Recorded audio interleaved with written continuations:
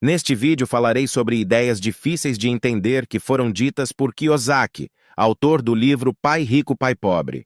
Uma ideia que gerou estranheza foi a declaração de que riqueza se conquista com o acúmulo de dívidas. Ele disse logo no início de uma de suas palestras: Pai Rico me ensinou a amar as dívidas. As pessoas te dizem para sair das dívidas, eu digo para você fazer dívidas para ficar rico. Kiyosaki defende a ideia de que os ricos são ricos por terem muitas dívidas, só que na palestra ele esqueceu de detalhar essa ideia. As pessoas ficaram confusas. No Brasil, as pessoas fazem dívidas para parecerem ricas e não para serem ricas. Existe uma diferença entre parecer e ser rico. Você pode comprar um carro e uma casa de luxo financiados para se disfarçar de rico, mas, na verdade, a única coisa que você terá são dívidas. Eu ajudo a ensinar as pessoas sobre dinheiro, finanças pessoais e investimentos. Se você quer se tornar financeiramente livre e não se preocupar com dinheiro, certifique-se de se inscrever no canal e curtir o vídeo se achar útil. Dívida de rico e dívida de pobre. A diferença está no tipo de dívida que as pessoas fazem. Existe um tipo de dívida que pode fazer você ficar mais rico e outro capaz de fazer você ficar mais pobre. Durante a palestra, Kiyosaki declarou ter centenas de milhares de dólares em dívidas. Na verdade, são suas empresas que possuem essas dívidas. Kiyosaki defende a ideia de que existem dívidas ruins e dívidas boas. As dívidas são ruins quando você usa a dívida para comprar coisas que vão deixar você mais pobre. A dívida que você faz no crediário das lojas ou no cartão de crédito deixa você mais pobre. Comprar bens de consumo pagando juros e taxas faz você pagar mais caro do que pagaria se tivesse dinheiro para comprar à vista. O mesmo vale para a compra de carros para uso pessoal, imóveis para morar ou qualquer outro bem que vai fazer você gastar mais dinheiro depois da sua compra. Carros e casas geram despesas fixas para sempre. Toda dívida que você faz para comprar um passivo faz você ficar pobre. De forma simplificada, passivo é tudo aquilo que faz o dinheiro sair do seu bolso com regularidade. São coisas que desvalorizam com o tempo ou que geram despesas regulares. Já as dívidas boas são aquelas que fazem você ficar rico, ou seja, são as dívidas que permitem você comprar ativos ou bens que fazem você ganhar dinheiro com o passar do tempo. Segundo Kiyosaki, os ricos passam a vida inteira fazendo dívidas para comprar ativos. Vou dar alguns exemplos. Ricos fazem empréstimos para comprar ou construir empresas. Essas empresas vão gerar renda suficiente para pagar os juros e taxas da dívida e ainda remunerar o empresário. O dono de uma empresa pode fazer uma dívida para comprar uma máquina que fará a empresa lucrar mais. Esse lucro justificaria o pagamento dos juros. Rico com dívidas em imóveis. Uma dívida pode ser utilizada para comprar um imóvel como uma sala comercial, galpão, loja ou outro que possa ser alugado por vários anos. Uma dívida poderia ser usada para construir um imóvel como uma série de pequenas lojas, uma vila de casas, um conjunto de salas comerciais, um loteamento ou qualquer empreendimento imobiliário capaz de valorizar depois de pronto. Eu já presenciei o caso de uma pessoa que comprou dezenas de lotes dentro de um loteamento famoso onde imóveis de luxo costumam ser construídos. Para comprar esses imóveis, essa pessoa só precisou pagar uma pequena entrada em cada lote. Eles foram vendidos antes mesmo da construção da estrutura do loteamento. Exemplo: com o dinheiro que poderia ter comprado um único lote à vista, essa pessoa deu entrada em 10 lotes diferentes. Para dar entradas em dezenas de lotes, ela não utilizou dinheiro próprio. Ela fez um empréstimo no banco dando um outro imóvel quitado como garantia. Na prática, ela não utilizou nenhum dinheiro próprio para adquirir dezenas de lotes. A entrada usou dinheiro emprestado do banco e o restante foi financiado pela própria construtora dona do loteamento. Como os lotes foram comprados no pré-lançamento, eles naturalmente valorizaram quando o loteamento começou a ser construído. Estruturas como ruas, quadras, piscina, áreas de lazer e a publicidade começaram a aparecer na televisão. Os melhores lotes disponíveis nesse loteamento logo se esgotaram. Todos os bons lotes estavam nas mãos de pessoas que tinham dado pequenas entradas e que na prática só detinham o contrato de compromisso de compra e venda para quando o loteamento fosse entregue. Com o tempo, essa pessoa foi vendendo os lotes para pessoas interessadas e também fez parcerias com pequenas empresas de engenheiros e arquitetos que possuem como negócio a construção de casas de luxo. No lugar de vender o lote, através dessas parcerias, ele também podia vender o lote com uma casa de luxo construída nele. Isso é apenas um de muitos exemplos de como é possível ganhar dinheiro através das dívidas, fazendo uso do mercado imobiliário. Pequenos empreendimentos. Nesse caso, as pessoas não precisam de muito dinheiro. Uma pessoa humilde pode comprar um carrinho de cachorro-quente, churros, pipoca ou churrasco através de uma dívida. Esse carrinho poderia ser utilizado como um novo negócio que produziria a renda necessária para pagar os juros da dívida. Essa mesma pessoa poderia comprar um segundo carrinho, poderia colocar 10 carrinhos com pessoas trabalhando em pontos diferentes da cidade. Um pequeno empresário poderia abrir novos restaurantes através das dívidas. Um empreendedor imobiliário poderia comprar uma casa bem localizada, transformar em um restaurante através de uma dívida e alugar esse imóvel por vários anos para o dono de um restaurante conhecido da cidade. Como Kiyosaki ficou rico com dívidas e imóveis? Kiyosaki gosta de utilizar o exemplo dos investimentos imobiliários através das dívidas como caminho para o enriquecimento. Ele costuma utilizar os imóveis próprios, já quitados, para conseguir empréstimos nos bancos pagando juros baixos. Sabemos que os bancos oferecem juros menores quando você pode oferecer um bem como garantia de pagamento. Esse bem pode ser tomado e leiloado pelo banco com facilidade se você não pagar sua dívida. Essa maior segurança diante de uma inadimplência permite juros menores, ou seja, dinheiro barato. Eu já li conteúdos de Kiyosaki dando exemplos onde ele tinha um imóvel de 500 mil e conseguia levantar facilmente 300 mil dólares emprestados com juros de 3% ao ano através dos bancos. Com estes 300 mil emprestados, o Kiyosaki poderia comprar outros imóveis capazes de gerar renda através de aluguéis. Sendo que ele não precisaria comprar esses imóveis à vista, ele poderia usar esses dólares para dar a entrada em diversos imóveis, criando ainda mais dívidas. Exemplo, ele poderia dar uma entrada de 30 mil dólares e com isso adquirir 10 novos imóveis financiados com esses 300 mil que conseguiu. O próprio dinheiro do aluguel desses imóveis seria suficiente para pagar a dívida. Dessa forma, outras pessoas trabalham para pagar as prestações, juros e taxas da dívida que o Kiyosaki fez com os bancos. Só o fato de ter vários contratos de aluguel já permitiria conseguir ainda mais dinheiro emprestado, que se transformaria em mais imóveis para alugar. Sua esposa Kim fez seu primeiro investimento décadas atrás usando essa estratégia. Ela comprou uma casa de 45 mil dólares, gastando apenas 5 mil do próprio bolso. Com isso, ela adquiriu uma dívida boa de 40 mil, ela alugou o imóvel. O inquilino pagava o aluguel e com esse dinheiro era possível pagar as prestações. Sobrava apenas 25 dólares por mês, mas o fato é que ela não estava trabalhando para pagar os 40 mil de dívida. O inquilino é que estava trabalhando. Na prática, ela só tirou do próprio bolso 5 mil. Se existisse a caderneta de poupança nos Estados Unidos, esses 25 dólares seria o equivalente ao que ela receberia por mês, com esses 5 mil recebendo juros de 0,5% ao mês. Só que nos Estados Unidos, 1,25% é o que as pessoas recebem por ano em investimentos conservadores. Para ela, o importante é que no final de alguns anos, ela teria um imóvel quitado em seu nome, graças ao trabalho duro de diversos inquilinos que passariam pelo imóvel. A mesma estratégia ela utilizou para fazer investimentos de milhões de dólares. Na palestra, Kiyosaki disse que sua esposa tinha diversos hotéis, seguindo essa estratégia de investir através das dívidas. Muitas vezes, o que um pequeno quarto de hotel produz de receita em um fim de semana é o que podemos conseguir em um mês inteiro de um imóvel residencial alugado. Atualmente, existem serviços como o Airbnb, onde qualquer pessoa pode alugar um imóvel ou parte de um imóvel por temporada e não por mês. Antes de você replicar o modelo, antes de você sair por aí tentando replicar o modelo, é importante compreender que investimentos envolvendo dívidas possuem um risco mais elevado. Perder o seu dinheiro em um investimento é um problema. Perder o dinheiro dos outros em um investimento é um problema dobrado.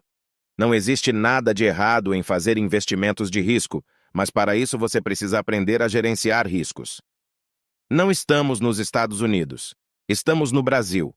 Mesmo assim, pessoas como o Kiyosaki costumam contar com os serviços de contadores e consultores que fazem os cálculos e estudam a viabilidade econômica e legal das ideias antes de serem implementadas. Pessoas como ele também contam com advogados que estudam e elaboram contratos e documentos dos imóveis antes de comprar, financiar e alugar. No caso de investimentos imobiliários, é comum o investidor de verdade ter uma proximidade maior com uma ou várias imobiliárias. As boas oportunidades que surgem nesse mercado não aparecem nos anúncios da internet e nem nos sites das imobiliárias. Todas as imobiliárias possuem contato com investidores.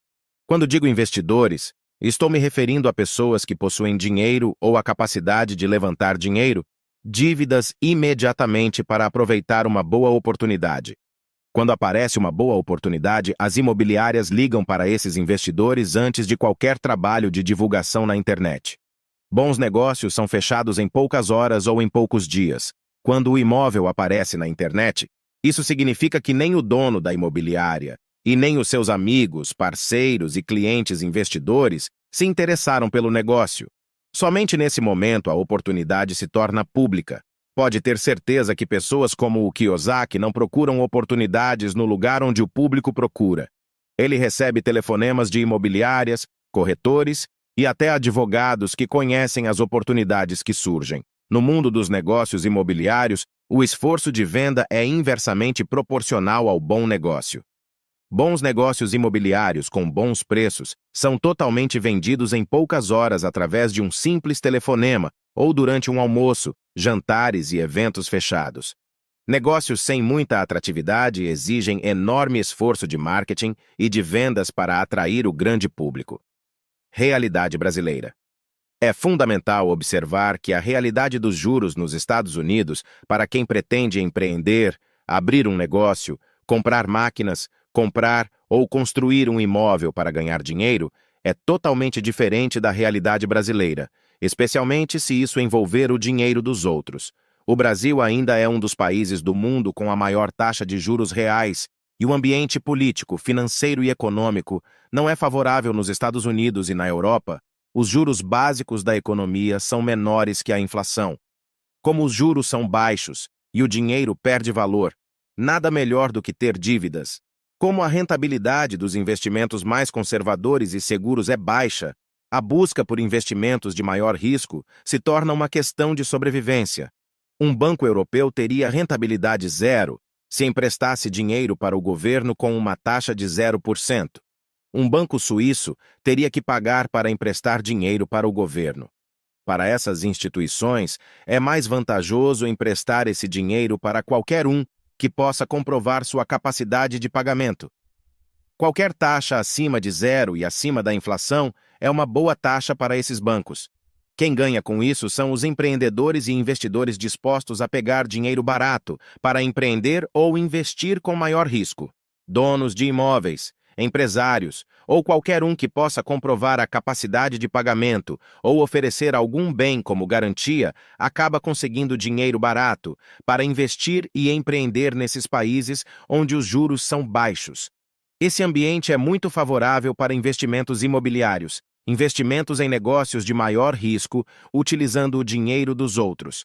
Observe que desastroso é ver o Brasil no topo da lista junto com países como Venezuela, Rússia, Egito, Irã.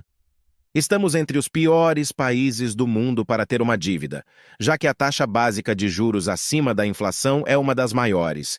Isso também torna o Brasil um dos melhores lugares para fazer investimentos de renda fixa de baixo risco. Empreender no Brasil é coisa para poucos. Dessa forma, o enriquecimento através das dívidas é possível no Brasil quando você empreende ou faz investimentos que geram renda com o dinheiro que pegou emprestado. Só que temos um problema. Aqui os desafios são maiores do que no exterior, onde os juros são pequenos. O sistema legal é mais favorável para quem empreende, e o sistema político se encontra mais estável e menos corrupto que no Brasil. No Brasil, empreender e investir fazendo dívidas exige mais preparo e mais estudos diante dos riscos maiores. O Brasil não é um país para investidores e empreendedores amadores. Aqui você precisa se tornar profissional. Um estudo recente descobriu um ponto em comum entre pessoas financeiramente bem-sucedidas: a habilidade de acumular riqueza através da criação de múltiplas fontes de renda ao longo de suas vidas. Thomas C. Corley, analisando o comportamento de centenas de milionários, destaca que a presença de diversas fontes de renda é uma característica compartilhada entre os mais ricos.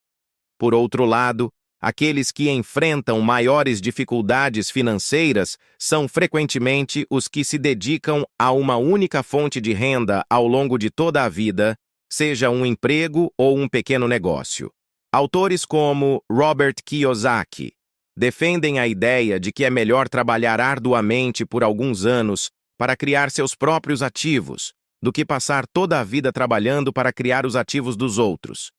Ele define ativos como tudo aquilo que faz você ganhar dinheiro e passivo como tudo aquilo que faz você perder dinheiro. Para ele, os ricos se tornam ricos por passarem a vida comprando bons ativos com o dinheiro que ganham, enquanto as outras pessoas passam a vida comprando passivos. Na prática, ele está dizendo que as pessoas prosperam quando investem seu dinheiro em novas fontes de renda. Entre os milionários que foram estudados por Thomas, 65% construíram seu patrimônio através de 3 fontes de renda diferentes. 45% tiveram 4 fontes de renda e 29% tiveram 5 ou mais fontes de renda. Para Thomas, conseguir 3 fontes de renda durante a vida parece ser o número mágico da prosperidade financeira. É claro que quando temos mais fontes de renda, nossa renda total tende a ser maior. Com uma renda maior, fica mais fácil poupar, investir mais e adquirir novas fontes de renda.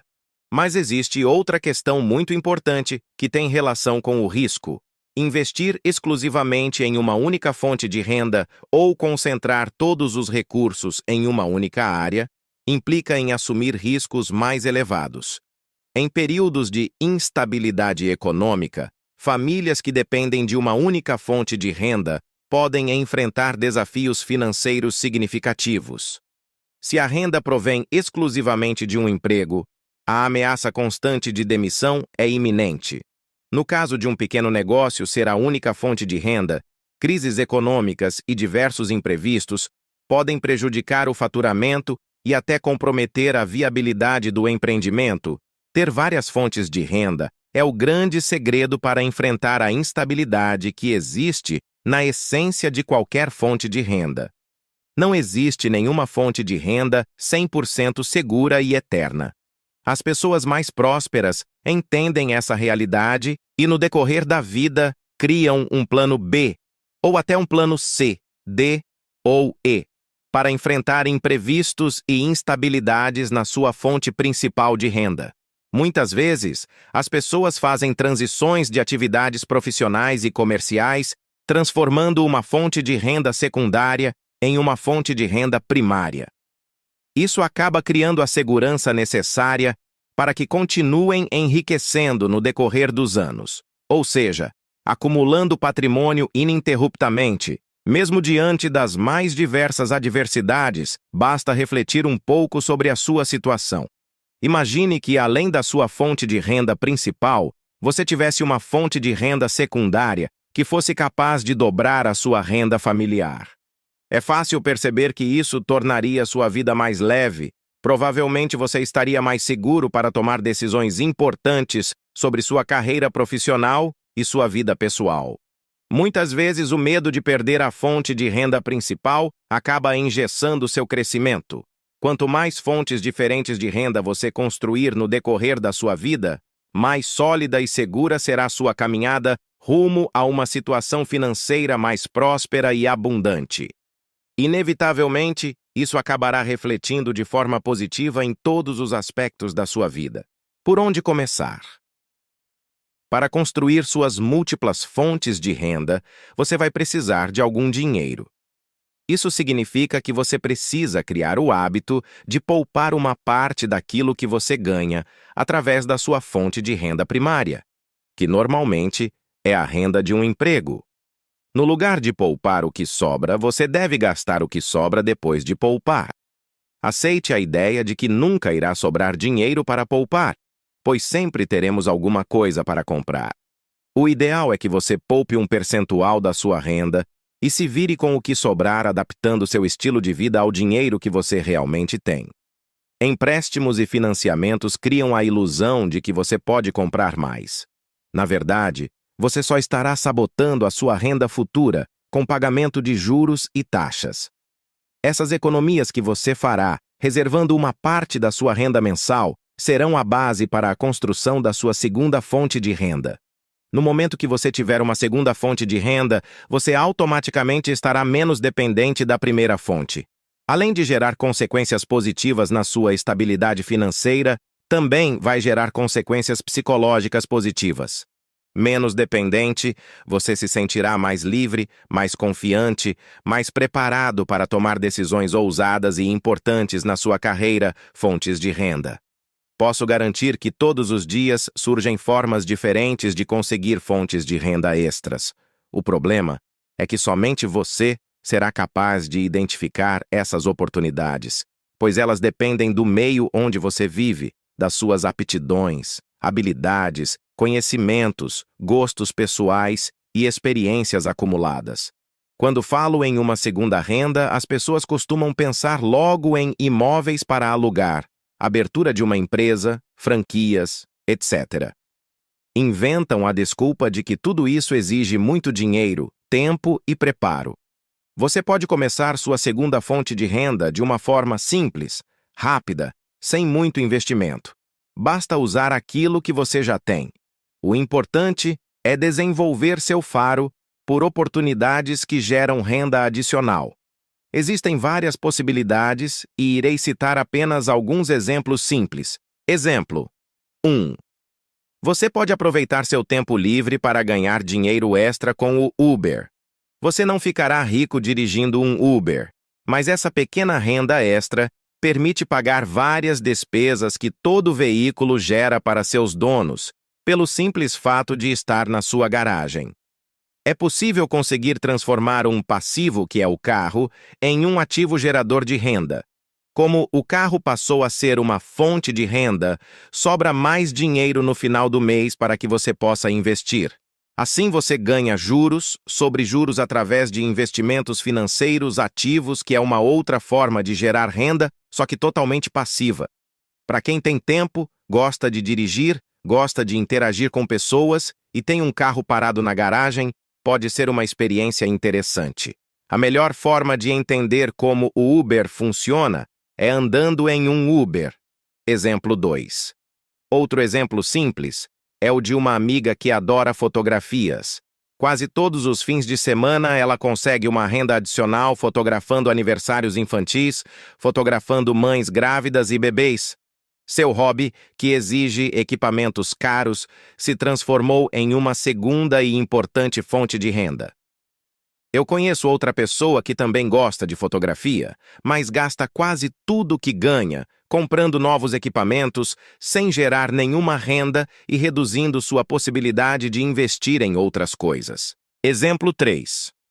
A esposa de um amigo é formada em economia e percebeu que tinha facilidade para ensinar matemática para o seu filho. Outras mães não tinham a mesma facilidade. Ela começou a oferecer aulas particulares para os filhos dessas mães. Ao mesmo tempo que ela dedicava ajudando no dever de casa do filho, ela passou a dedicar ensinando os amigos do filho, só que sendo bem remunerada por isso.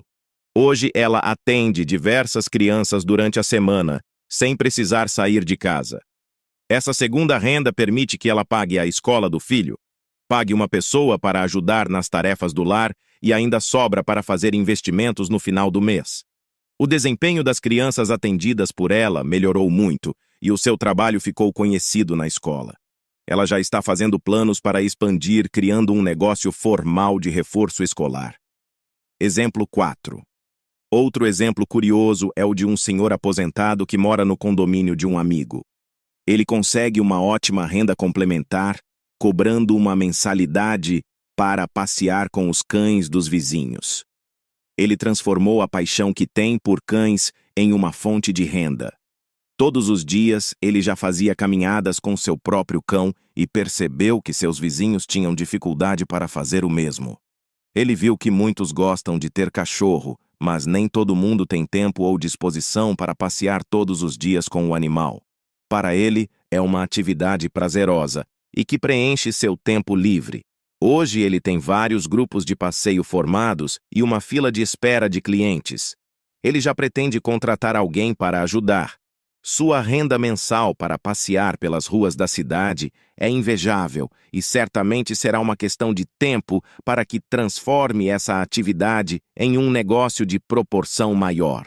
Exemplo 5.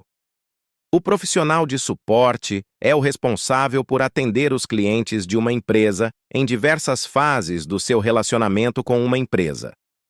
Esse profissional pode atuar tanto no pré-vendas, prestando informações, quanto no próprio processo de vendas, convencendo o cliente a fechar a compra.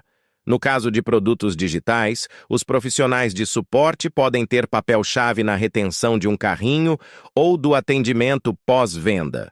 Por isso, esse tipo de profissional é cada vez mais requisitado no mercado. E a vantagem é que ele pode ser feito de qualquer lugar, bastando um smartphone ou notebook e acesso à internet. Você não gosta de nada disso.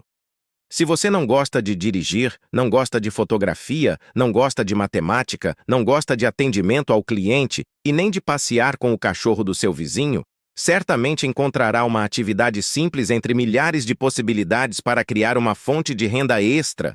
Observe que tudo depende dos seus gostos pessoais e das suas habilidades. Uma boa oportunidade para mim pode não ser uma boa oportunidade para você. Você precisa se conhecer para identificar oportunidades boas para a sua realidade. Não faltam exemplos de pessoas que começaram alguma atividade paralela que acabaram prosperando.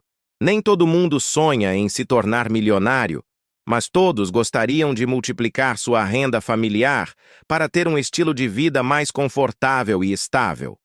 Todos gostariam de ter uma fonte de renda extra que poderia ser utilizada para fazer investimentos para se tornar menos dependente da fonte de renda principal. Existem infinitos caminhos que podem ser trilhados e você pode encontrar o seu.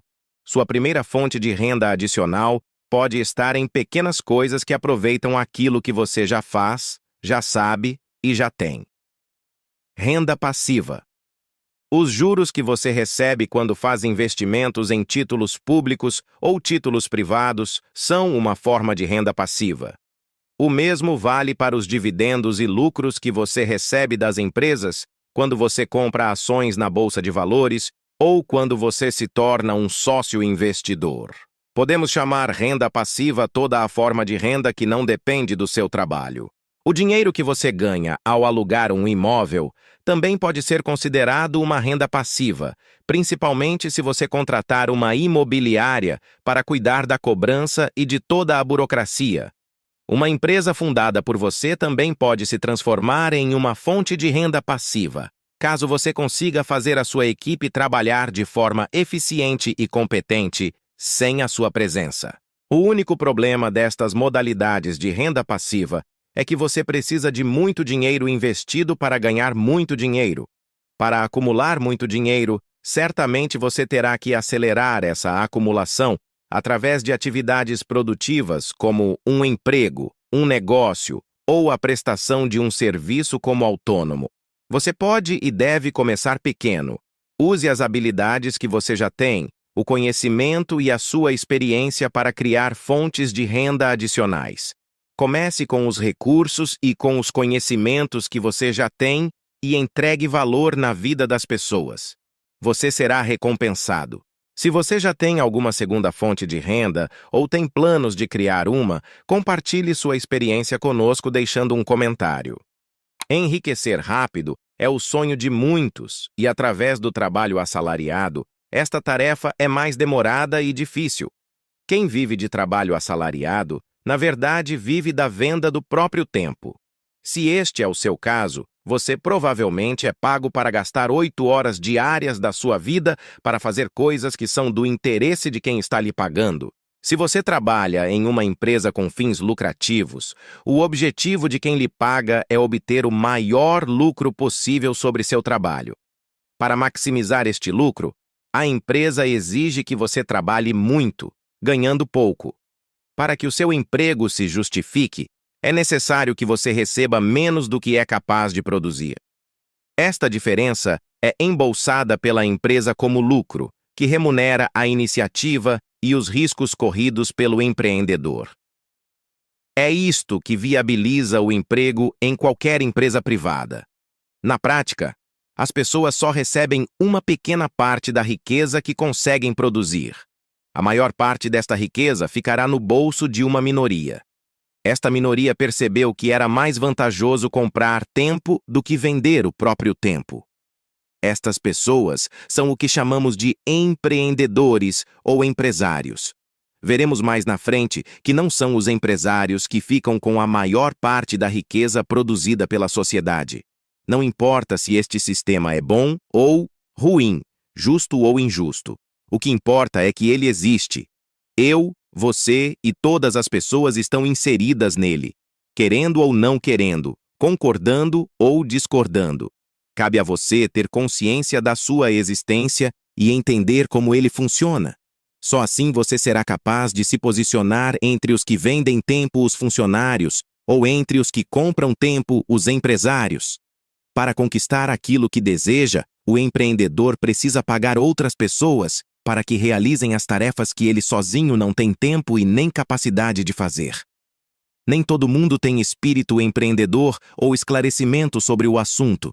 E por isto, sempre existem muitos que estão dispostos a vender o próprio tempo em troca de um salário fixo. Quem ficará com sua riqueza? Durante uma vida inteira de trabalho, a maior parte da riqueza que você conseguirá produzir será transferida para 3 agentes que fazem parte do sistema onde estamos totalmente mergulhados e de onde é impossível se libertar. São eles: empresas, bancos e o governo.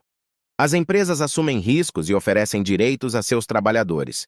Você exige a segurança e a estabilidade de um salário mensal e, em troca, recebe menos do que aquilo que produziu durante um mês de trabalho. Você transfere parte da riqueza que produz para as empresas em troca de segurança e direitos trabalhistas. Seu trabalho, junto com o trabalho de muitos outros, geram produtos e serviços de valor que serão vendidos com lucro. Você e todas as outras pessoas transferem novamente riquezas para estas empresas comprando estes produtos e serviços. Os bancos ficam com parte da sua riqueza quando você decide comprometer a sua renda futura para comprar alguma coisa no presente. Os bancos não produzem riquezas. Eles parasitam a riqueza alheia quando emprestam o dinheiro dos outros poupadores para aqueles que precisam de dinheiro emprestado a seus devedores. Para isso, cobram juros elevados do devedor e repassam uma parte pequena desses juros para o poupador. A cobrança de juros é uma maneira poderosa de transferir riquezas de quem não tem para quem já tem. O banco funciona como um intermediário que sempre lucra quando o dinheiro se movimenta entre poupadores e devedores. O governo ficará com mais da metade de toda a riqueza que você será capaz de produzir na vida. Antes do dinheiro entrar no seu bolso, você e a empresa onde trabalha precisam pagar impostos e encargos sobre seu salário. Para que a empresa pague um salário de R$ 2.000, ela precisa desembolsar R$ 2.596, onde estes R$ 596 são encargos e impostos para o governo. Antes que estes R$ 2.000 caiam no seu bolso, você precisa pagar outros encargos e impostos que reduzem o valor do salário para R$ 1.759. Para receber R$ 2.000 de salário, você e a empresa onde trabalha precisam transferir R$ 837 para o governo. Quem produziu esses R$ 837 foi você através do trabalho que realizou na empresa. O governo empobrece a sociedade. A transferência de riquezas para o governo não acaba aqui, já que os impostos não incidem só na renda. A maior parte dos impostos é cobrada no consumo. Você transfere sua riqueza para o governo quando recebe seu salário e também quando gasta o seu salário. Se você comprar um carro, 40% do seu preço será de impostos. Cada vez que colocar gasolina no carro, estará transferindo 53% do valor pago para o governo em forma de impostos.